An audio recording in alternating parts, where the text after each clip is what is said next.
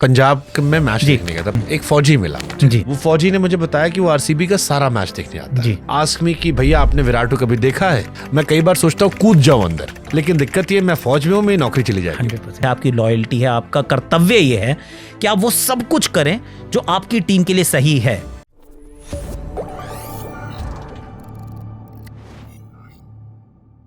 पंजाब में मैच जी। देखने गया था, जी, पंजाब जी। की टीम ने मुझे बुलाया था ऑफिशियली। रास्ते में मुझे दिल्ली एयरपोर्ट पे कुछ लड़के मिले, एक फौजी मिला मुझे। जी। वो फौजी ने मुझे बताया कि वो आरसीबी का सारा मैच देखने आता है। जी। मैंने उससे पूछा भाई तू कैसे मैनेज करता है? उसने correct। बोला जो पैसे बचे थे रख लिए। ऑफिस से मैंने कहा कि मम्मी बीमार है, जा रहा हूँ घर। फौज में Okay। बीमार है, जा रहा हूँ घर। Right। और उसी बीच में ऑपरेशन सिंदूर आने वाला था, कुछ कुराई। उसने कहा मैंने फोन स्विच ऑफ कर दिया कि मेरे गांव में नेटवर्क नहीं है और मैं पूरे देश में घूम रहा हूँ। जी। And he just ask me कि भैया आपने विराट को कभी देखा है? आपने कभी छुआ है? क्या मैं उसे एक बार नजदीक देख सकता हूँ? मैं कई बार सोचता हूँ कूद जाऊं अंदर। मुझे लगता है कि लखनऊ वाला ग्राउंड जो है वो छोटा है, वहां मैं कूद, दिल्ली वाला ग्राउंड जो है वो छोटा है, वहां मैं कूद के जा सकता हूँ। लेकिन दिक्कत ये मैं फौज में हूँ, मेरी नौकरी चली जाएगी। 100%। अगर मैं फौज में ना होता तो मैं एक दिन कूद में जाके गले के हक करते, भले मार खाता लेकिन मैं हक जाता। फिर मेरा सवाल है कि क्या वो लड़का जो विराट कोहली के लिए पूरे देश में ट्रेवल कर रहा है, जिसने अपनी मां को बीमार कर दिया है, जिसने इतनी बड़ी घटना देश में चल रही थी, फौजी होने के बावजूद से गिल्ट है कि मैं वहां नहीं हूं, बट उसे यहां रहने का मन भी है, वो जो ब्लैक में टिकट ले रहा है, मैंने उससे पूछा टिकट कैसे था? बोला हर जगह बाहर ब्लैक में मिलता है, मैं ले लेता हूं, पास में होटल ले लेता हूं। क्या वो फिर भी इतने पागलपन से जाएगा सारे मैच देखने? या वो सिर्फ विराट और धोनी के लिए जा रहा है? और ऐसे एक दो प्लेयर्स नहीं है, फैंस ऐसे बहुत फैंस हैं। अगर दिल्ली में येलो हो रहा है तो क्या वो क्रिकेट की वजह से हो रहा है, सीएसके की वजह से, या it is because of Dhoni? It is because of Dhoni. I am with you on that. So अगर ये इमोशन है जी, तो वो फ्रेंचाइज में इमोशन क्यों नहीं है? ये एक क्वेश्चन आता है। जैसे रैना के जाने को ले, रैना ने 10 साल सीएसके को अच्छा किया, और ये फैंस अभी भी पूछते हैं कि 10 साल अच्छा किया, आपने अनसोल्ड जाने दिया, आप ना खिलाते, एक मैच खिला के एक ट्रिब्यूट दे देते। या जडेजा अपने करियर के एंड पे है, आपने 10 प्लेयर ऐसे लिए होंगे जिनको आप छोड़ सकते थे, पिछले साल भी आपने लिए। वो एक खिलाड़ी जिसने पूरी जिंदगी आपको दी, क्या वो एक अच्छा रिटायरमेंट डिजर्व नहीं करता था उस जर्सी में जिसको उसने पूरी जिंदगी दी? यार ये बड़ा इंटरेस्टिंग है एक्चुअली, क्योंकि ना हम है इमोशनल नेशन। हाँ, यार वेरी मतलब वो भावुक नेशन है हम।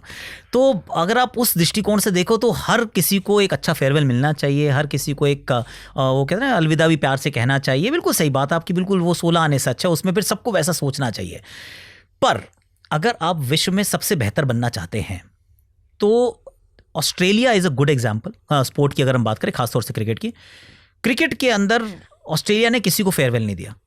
They don't care, they think only one thing, communicate कर दिया जाएगा कि आपका यहाँ पे रास्ता खत्म होता है, और आपका रास्ता 2 कारणों से खत्म होता है। एक तो ये कि आपके पास अब जो बचा है वो शायद मेरे लिए उतना वैल्यूबल नहीं है, और दूसरा जो खड़ा है वो मेरे देश को आगे लेकर जाएगा, तो मेरा देश आपसे ज़्यादा महत्वपूर्ण है।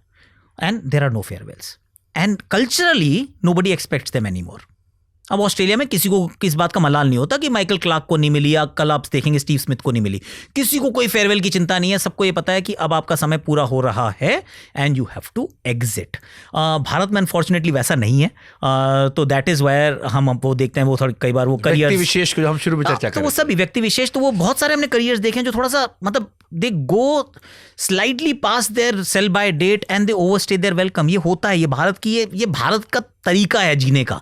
लेकिन स्पोर्ट, क्योंकि अब भारत भी हम विकसित भारत बनने वाले हैं, बनेंगे हो सकता है आने वाले समय में, उसी दिशा में हम जा रहे हैं। उसी प्रकार से भारतीय क्रिकेट जो है उसको भी वहीं जाना है जहां सारे जहां से अच्छा हिंदुस्तान हमारा है, तो वो हर जगह आपको नज़र आना चाहिए। तो वहाँ पे ना मानता हूँ मैं कि emotions play a huge role. वो शायद हमारी आत्मा भी है थोड़ी सी वो, क्योंकि हम सारे भावनात्मक बहुत भावुक लोग हैं।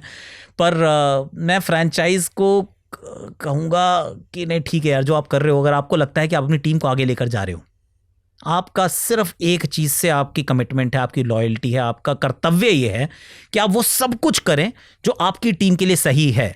फिर वो किसी व्यक्ति विशेष के लिए सही है या नहीं है, उस बात को हो सकता है आपके दिल में थोड़ा दुख हो, आप साइड में जाके फेलिसिटेट कर देना यार, लेकिन उसके लिए आप एक साल खराब करना चाह रहे हो अगर, तो वो गलत है। In fact I will go to the extent, अगर उनको ये लगता है कि महेंद्र सिंह धोनी इस टीम को आगे नहीं ले जा रहे हैं, या फिर ये टीम के अंदर लायबिलिटी है, they should be the first one two से कि धोनी आप नहीं चाहिए, दैट्स इट यार। कि हो गया, आप बहुत बड़े खिलाड़ी हैं, आप थाला हैं, ये Chennai CSK is equals to MSD is equals to CSK is beautiful. लेकिन अगर उनको ये लगता है, अगेन उनके लगना जरूरी है, वो मेरे को और आपको क्या लगता है, इट्स नॉट इंपॉर्टेंट, और जिसने टीम चलानी है उसका वो heart and soul and stake investment सब कुछ उसी का है। तो अगर उनको जिस दिन ये लगे कि महेंद्र सिंह धोनी का समाप्त हो चुका है काम, they should be the first one two से MS love you a lot, गले मिलते हैं, आ जाओ, मेंटर बन जाओ, बैठ जाओ डगआउट के अंदर, but as a player you are not offering me what I want from you.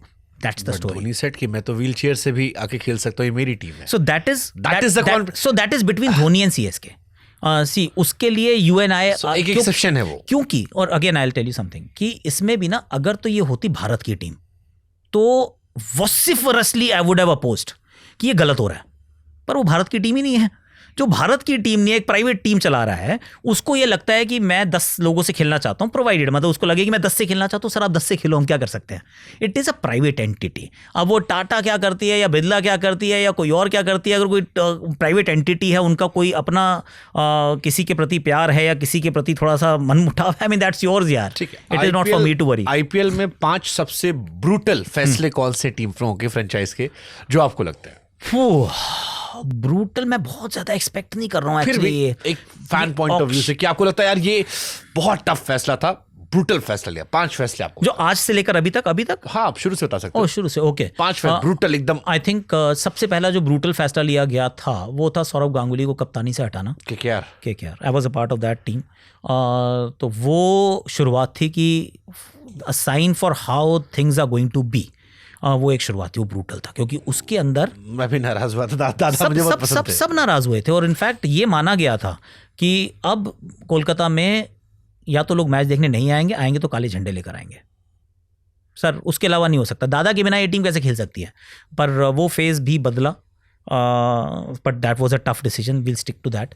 I think एक इमोशनली एक गलत काम हुआ था, वो था कि VVS Lakshman wasn't treated that well is what I feel। वो डेक्कन चार्जर्स द फ्रेंचाइज उतना पॉपुलर नहीं हुआ वो डिसीजन, क्योंकि VVS लक्ष्मण की ज़िंदगी की कहानी यही है कि वो कभी उतने पॉपुलर हुए नहीं, हालांकि ही deserves a lot more respect, acknowledgement, appreciation बिरादरी की है, पर पब्लिकली उतना एक्नॉलेज नहीं हुए हैं। पर आई थिंक उनका टेस्ट में भी गलत हुआ था। हाँ, मतलब उनके साथ कई वो है उनका कि उनके कई जगह पे उनके साथ गलत हुआ है।